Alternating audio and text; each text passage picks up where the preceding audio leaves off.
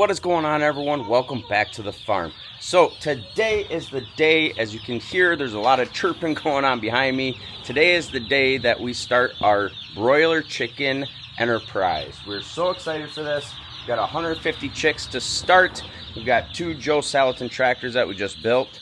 So these guys are going to be in here for 3 weeks, and then they're going to go out to pasture. So let's get these chicks out of the boxes. Hi, chickies.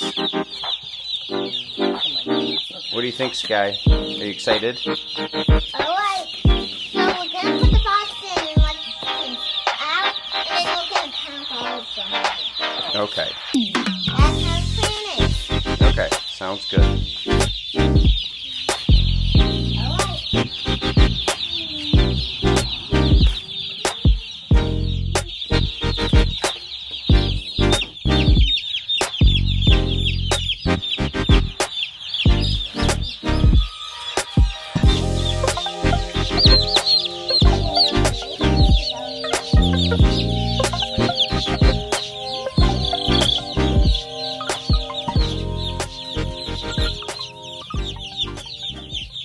Okay, so it has been a couple hours since we got the chicks home, and they are doing excellent. Everybody is drinking water, eating food, running around. It was a 90-degree day today, so I was trying to be careful of the heat lamp because I went out there and underneath of the heat lamp where some of the birds were, it was like 105 degrees in there. So I had to lift up the heat lamps and kind of dissipate that heat a little bit better in there because I didn't want them to pre-cook themselves and us to have chicken nuggets. So got that taken care of. So they're all going good. They'll be in there for 3 weeks, and then they're gonna go out in these beautiful Joe Salatin chicken tractors that my buddy Ross built for me. Do a little walkthrough of these bad boys. So these have 2 covers on them. So you've got the one side, and then we've got the other side covered for them. So this would be the side that we mostly open. We'll have both of them off when we go to move them to get them butchered. I still need to put a cable or something on the front so that I can pick them up and move them. And then I need to get some casters for the back. And I'm trying to decide if I'm going to build the Joe Salatin style dolly. There's another company that has a really cool dolly system for tractors that is on like an interlock system that you put it underneath of the back of the tractor. You step on it and it picks it up so that you're able to move it. So I got to look into that because I've only got 3 weeks to get that stuff situated, and then we're going to be getting them out on the pasture. Now, something really cool that is coming up that I know I've talked about multiple times on the channel is the possibility of leasing 20 acres right down the street from us that is fully prepped and fully ready to go. It's already a pasture. It's beautiful. It's actually like up to my chin, so it's super thick. So I'm putting together a lease agreement right now with that farmer to start leasing that ground out with the option to purchase that land after 2 years. That should give us enough time to get the operation up and scaled up to a level where it's going to make sense for us to buy that land. Because my property, as you guys know, I've been working on this pasture. I've got this front pasture in, which those birds will be going out on this pasture. And I've got this field, I just got my soil sample results back, and it's just as bad as I thought it was going to be. So this field back here had almost all pine trees on it. There was some hardwoods, but it was a ton of pine trees. Well, pine trees suck so much of the nutrients out of the soil, and what I cleared tree-wise is about 3 acres, give or take, 3.5 acres.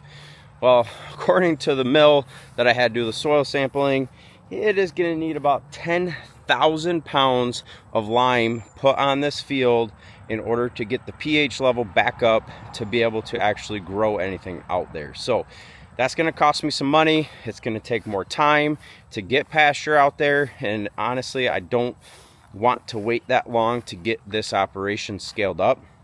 So I'm going to go ahead and start leasing that ground. We're going to get out there with the brush hog and get that all mowed down nice, and then figure out if we're gonna build more Joe Salatin tractors. My buddy Ross that built those, he said they were quite the project to build.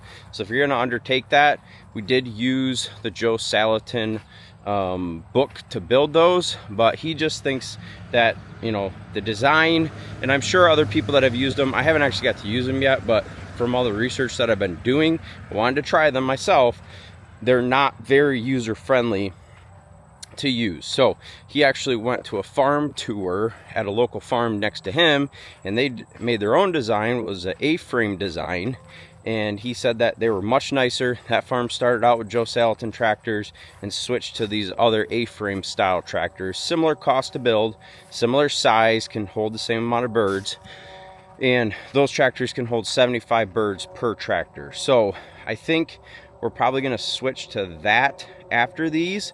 The goal here, based on the prices in my area, I'm not going to really talk about the prices because everybody's areas are different, so you're going to really want to do some market research on your area for your chicken cost to sell them.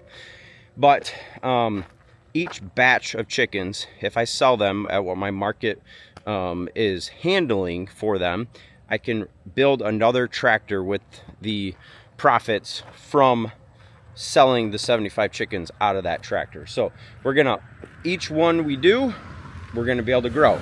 You know, the more tractors we have, the more we're gonna be able to build more tractors until we have a nice fleet of them over on the other property to be able to do more chickens at scale. So that's kind of the initial things. There's a lot more stuff we're gonna do over at that property, but I'm probably gonna talk to you guys at that property and kind of give you a lay of the land, what I'm thinking of doing over there. So you just have to stay tuned for that episode. So stay tuned for updates as we work on these chickens and getting them out here on the pasture. I'm excited to see what the pasture looks like because this is a brand new pasture. I planted this pasture, so it'll be interesting to see the chickens' manure going to work and tearing this up and seeing what it looks like here come a couple years from now.